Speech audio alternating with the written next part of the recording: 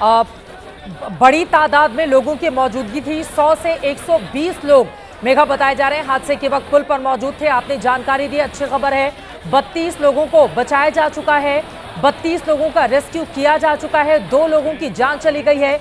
NDRF की team को आप देख रहे हैं वो किस तरह से इस रेस्क्यू ऑपरेशन को अंजाम देने में लगी हुई है कि जितने लोग पानी के बहाव में आए हैं, पानी की चपेट में आए हैं, उनको कम से कम हम बचा सकें। और फिलहाल तस्वीरें आपको दिखा रहे हैं, अभी भी इस हादसे के बाद भी कुछ लोग आपने देखा पुल पर किस तरह से चढ़े हुए हैं। स्टूडियो में हमारे साथ कैप्टन सिकंदर रिजवी जी मौजूद हैं।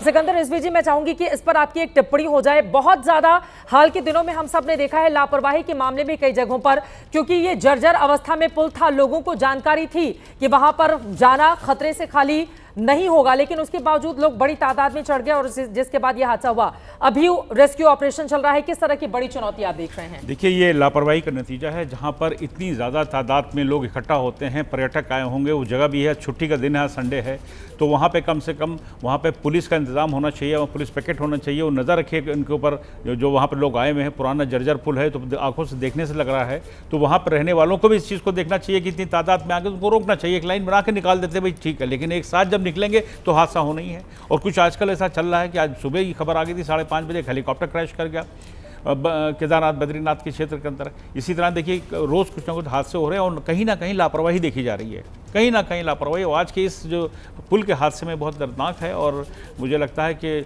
लोगों की किस्मत अच्छी रहे। हमारी दुआएं हैं कि बच के निकला है, बहुत सारे अभी मिसिंग हैं उसके अंदर। और लेकिन इस तरह के हालात जो है लोकल जो वहाँ की अथॉरिटी है उनको देखनी चाहिए, वहाँ के एडमिनिस्ट्रेशन को देखनी चाहिए, जहाँ पर पब्लिक इतनी ज़्यादा लोगों को क्या सलाह देंगे आप? ये जो खतरनाक जगह होती है, वहाँ पर बड़ी तादाद में लोग पहुँच जाते हैं, उनको पता होता है कि आगे हमारे लिए चुनौती बहुत है, लेकिन कई बार एक्साइटमेंट में चुनौतियों से पार पाना है, सेल्फी क्लिक कराने का आजकल हम देख रहे हैं कि किस तरह का ट्रेंड है, ये भी कई बार हादसों को दावत देता है और लोग शिकार हो जाते हैं। जी हाँ, बिल्कुल आपने ठीक कहा कि सेल्फी के चक्कर में लोग जाते हैं और देखते नहीं उनके पीछे क्या हो रहा है, सेल्फी के चक्कर में एक्सीडेंट हो रहे हैं। और खास करके ऐसे पर्यटक जो स्थल है वहाँ पर तो उनको संभल कर जाना चाहिए, अपनी फैमिली को संभाल करके लेके जानी है। जहाँ पे बहुत ज़्यादा भीड़ इकट्ठा हो, जहाँ पे वहाँ पर तो उनको कोशिश करनी चाहिए कि दूर रहें और कम से कम तादाद में जाए। इकट्ठा भीड़ हो करके एक पुल में ना जाए, एक जगह ना इकट्ठा हो, हादसे कैसे भी हो सकते हैं। ये दुनिया है और ख़ास करके इस तरह के जो स्थल होते हैं, लोग छुट्टी बनाने के लिए आते हैं, वहाँ पर लापरवाही बिल्कुल नहीं बरतनी चाहिए परिवार को। खास करके मेरी यही है कि आप लोग सोच समझ के जाए ऐसे इलाके में, खुले एरिया के अंदर रहें, बहुत कंधे से कंधा मिलाकर भीड़ में शामिल ना हो। एनडीआरएफ की टीम वहाँ पर हम तस्वीरों में भी देख पा रहे हैं कि किस तरह से मौके पर लगातार रेस्क्यू के लिए लगी हुई है। क्या आपको लग रहा है कि आगे आने वाले वक्त में हेलीकॉप्टर का भी सहारा लेना पड़ सकता है उस इलाके में जाकर, क्योंकि जो लोग पानी के तेज बहाव में आ गए होंगे वो न जाने कहां तक उस फ्लो में चले गए होंगे, उनके बारे में सही और सटीक जानकारी लगाने के लिए क्या आपको लग रहा है किस किस तरह के इंतजाम वहां पर किए जाने की जरूरत है? देखिए, ये जो रिवर जो है जो नजर आ रही है, ये रॉकी है और इसके अंदर बिल्कुल सही, अभी हमारे संवाददाता ने कहा था कि इन लोगों को चोट आई होंगी, हो सकता है कुछ लोग बेहोश नीचे पड़े हों या वहीं फंसे हों, उनको निकालना जरूरी है। और ये बह के अगर जाएंगे तो मैं देख रहा हूँ कि काफ़ी क्लाउडी दिख रहा है वहाँ का एरिया, ऐसा ना हो कि वहाँ पर हेलीकॉप्टर ना पहुँचा, मौसम खराब होने की संभावना है, वो अलग देखने से ये लग रहा है। लेकिन ये इनको कम से कम 1-1.5 किलोमीटर तक के, क्योंकि पहाड़ी क्षेत्र है, कहीं ना कहीं जाके लोग फंस जाते हैं, इनको जाकर देखना पड़ेगा, पैदल जाकर देखना पड़ेगा दूर दराज के एरिया के अंदर। बिल्कुल कैप्टन सिकंदर रिजवी, आप महत्वपूर्ण जानकारी ये दे रहे हैं। और इस वक्त आनंद दुबे जी, शिवसेना यूबीटी के प्रवक्ता भी हमारे साथ मौजूद हैं। इस हादसे को लेकर आपके पास क्या खबर आ रही है? राहत और बचाव का काम जारी है, 32 लोगों को बचाया जा चुका है, 2 लोगों की जान चली गई है, कोई भी खबर? और ये तस्वीरें फिलहाल हमारे दर्शक देख रहे हैं राहत और बचाव के लिए। आप देखिए किस तरह के इंतजाम वहां पर किए जा रहे हैं, कोशिश इस बात की जा रही है कि जल्द से जल्द लोगों को निकाला जा सके। बड़ी तादाद में वहां पर जो स्थानीय लोग हैं, कई नेता भी आपको तस्वीरों में दिखाई दे रहे हैं, पुलिस प्रशासन के लोग भी हैं। आनंद दुबे जी, किस तरह की जानकारी हमारे दर्शकों को आप देना चाहेंगे? इस हादसे से जुड़ी हुई कुछ खबर है क्या आपके पास? चित्रा जी नमस्ते। देखिए चित्रा जी, लोगों को दोष देने की बजाय प्रशासन को हमें क्यों नहीं कोसना चाहिए? जब अभी सांसद महोदय को सुन रहा था, मंत्री जी को सुन रहा था, जब सब एक सुर में कह रहे हैं कि वो ब्रिज जर्जर था, पुराना था, मना किया गया था, तो वहां पर प्रशासन के लोग कहां थे?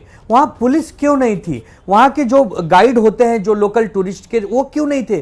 क्यों नहीं बताया जा रहा है कि भाई इस ब्रिज पर जाना खतरनाक है, इस ब्रिज पे आप न जाएं? लोग नहीं जाएंगे, लोग जागरूक हैं। आज हम 2025 में बैठे हैं, अरे हम जहाज में सुरक्षित नहीं है, हम ब्रिज पे सुरक्षित नहीं है, हम नदी के पास सुरक्षित नहीं, अरे हम हेलीकॉप्टर में सुरक्षित नहीं है, हम सुरक्षित कहां रहेंगे?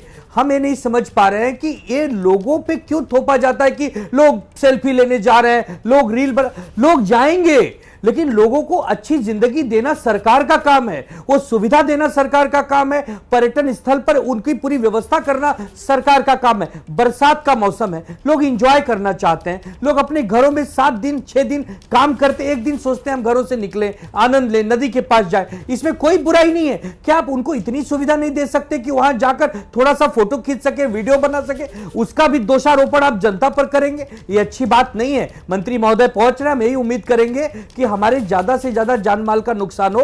2 लोग अब तक मृत हो चुके हैं, 25 से ज्यादा बता रहे हैं वो रेस्क्यू हो गए, पता नहीं अभी कितने और वहां पर डूबे होंगे या बह रहे होंगे। जैसे जैसे शाम होगी, संध्या होगी, उन्हें ढूंढना मुश्किल होगा। तो हम तो यही एनडीआरएफ के जवानों से यही रिक्वेस्ट करेंगे या आप सबके माध्यम से ही कहेंगे कि भैया समय रहते हमें सचेत करना पड़ेगा। ये जनता है, जनता जाएगी, लेकिन जनता को समझाना सरकार का काम है। आप चुन के आते हैं, जब वो कहा गया कि वो ब्रिज जर्जर है तो उस ब्रिज की बैरिकेटिंग क्यों नहीं हुई, उसको वापस मरम्मत करके बनाया क्यों नहीं गया?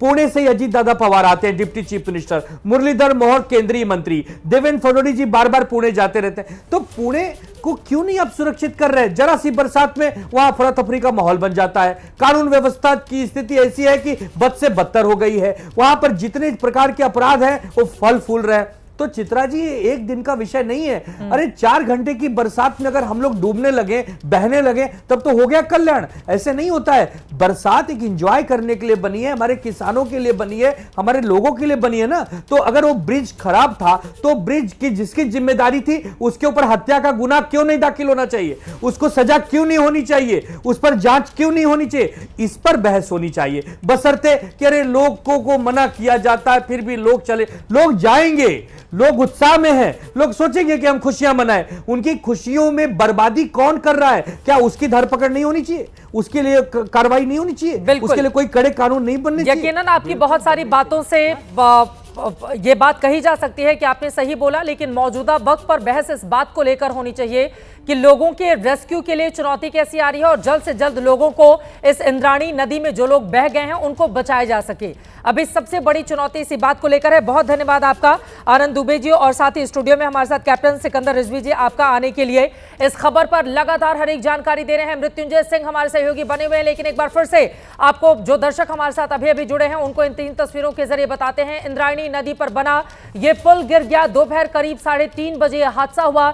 जिस समय यह पुल गिरा उस समय तकरीबन 100 से 120 लोग इस पुल पर, जो जर्जर हालत में था, वहां पर लोगों की मौजूदगी थी। लोग सेल्फी क्लिक करा रहे थे, घूमने के लिए परिवार के साथ, छोटे छोटे बच्चों के साथ वो वहां पर गए हुए थे। उसी समय यह बड़ा हादसा होता है। ये तस्वीरें देख रहे हैं आप। एनडीआरएफ के हमारे जवान इस वक्त मौके पर मौजूद हैं। 32 लोगों को रेस्क्यू किया जा चुका है, ये एक अच्छी खबर है। लेकिन क्या जितने लोग बहे हैं उनका सही आंकड़ा सरकार के पास आ गया? जो लोग बहे हैं उनको बचाने के लिए क्या प्रयास किए जा रहे हैं? एनडीआरएफ की टीमें लगा दी गई हैं, लेकिन पानी का तेज बहाव इतना ज्यादा है कि उनको बचाना अपने लिए बहुत बड़ी चुनौती साबित होगा। दोपहर 3:30 बजे हादसा हुआ है। शाम के समय 5:30 बज चुके हैं। लगातार वहां पर कोशिशें की जा रही हैं, लेकिन अभी पूरी तरह से सफलता नहीं मिल पाई है। मौके पर राहत और बचाव का काम जारी है।